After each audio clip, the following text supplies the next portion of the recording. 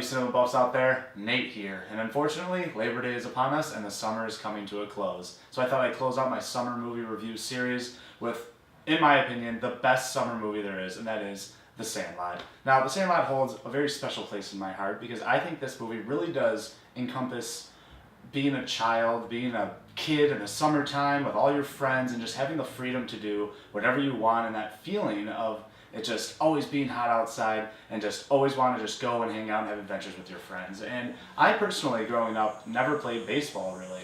I like the sport of baseball, and in my opinion, baseball is probably the best sport to make a movie out of. I think that it's a very interesting, intricate sport where a lot of things can happen, a lot of conversation, a lot of situations can happen in the sport as well, as it does in this movie. So if you've never seen The Sandlot, it's highly recommended. It's about a kid who just moves to a new town in the suburbs, and he doesn't know anybody. It's right at the beginning of summer, so he has no friends, and he gets introduced to this group of ragtag baseball players that always play at a place called The Sandlot. So there's a few things that I really, really love about this movie. First of all, once again, the nostalgia of it. I grew up in the 90s. This movie takes place in 1962, so I can't relate to the 60s as being a time that I grew up in, but I can relate to the time where there was no cell phones. And when you can leave the house and tell your mom, like, hey, I'll be back in 3 hours, or I'll be back by sundown, and she's like, have fun, son, and that's it. I don't think that exists anymore. I don't think that that freedom as a kid and that sort of, I guess, ignorant bliss of just being like, my kid will be safe, go off, because it was a safer time back in the day, and it was a safer time even back in the 90s, and that's how I lived my life as a kid. I went off, I had adventures, and I played with my friends, and we got into all sorts of shenanigans, but we always came home safe for supper. And I really love the innocence about that, and I love the innocence about this movie. It's led by a character called Smalls, and he leads this movie perfectly. He's a dork, he's a nerd, he's uncomfortable, and then finally he starts to fit in with this group of kids where all these kids have their own personalities, but I would say that just a few stand out, and that would be Ham, Squints, and Benny. I would say those are my three favorite of these characters. And as I'm watching this movie, I'm like, it's just iconic scene after iconic scene. It's just when they dip for the first time and they throw up all over everybody at the carnival. It's when they go to the pool and he sneaks a kiss in with Wendy Peppercorn. There's all these hilarious moments in this movie. And one thing that I noticed also is the shift in pacing. And I'm not sure if this is a bad thing or not. Lots of the movie is really just what summer is like back in the 60s as a kid that loves baseball.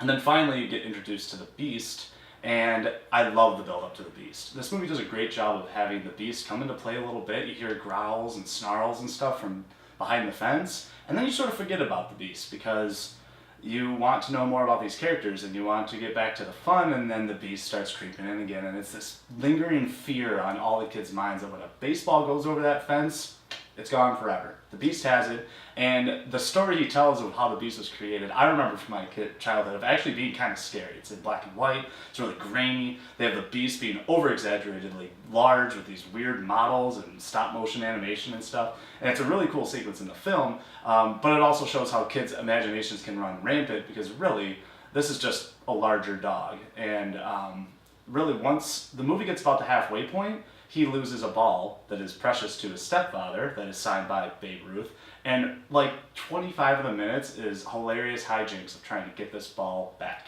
And I like these sequences. I think they're really funny. I think it shows how important it is to get this ball back. But it's weird that one of the main plots in this movie happens about an hour and 15 minutes into it. It is a funny sequence, but I think it slows down the pacing just a little bit, and it sort of rushes a climax with the Beast at the end as well. That would be my only gripe with The Sandlot. I love this movie. So one thing about this movie that I sort of mentioned with my Goonies review as well is the nostalgia comes from how real it is, that these kids are all interacting with each other. You can tell they probably became friends on set. I was reading a little bit more into it, and Benny and Smalls actually hung out and became friends 2 weeks before all the other kids, so they would share a stronger connection on screen, and you can really see that. And I don't really see these movies, at least not major motion pictures that are in theaters, of this innocence and this wholesomeness and this type of child acting anymore. Everything's gone straight to animation. I would like to see more movies like this. As an adult, maybe they go past me a little bit because I'm an adult now and I don't watch these types of movies anymore, but I really don't think I see that many in the theaters anymore.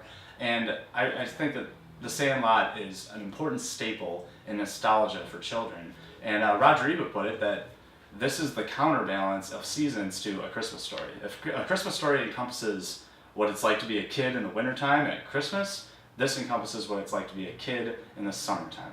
Buffs. Okay, it's time to score The Sandlot, and I think after my review you can probably tell I'm going to go pretty high with this thing. I'm not going to give it a full 10, because I don't think it is a masterpiece necessarily, but I do think this is a fantastic movie, and I think it's such a fun movie to watch, and it'll just put a wholesome smile on your face. The pacing's a little off, but other than that, I love this movie. I think it's fantastic. I'm going to give it a 9 out of 10.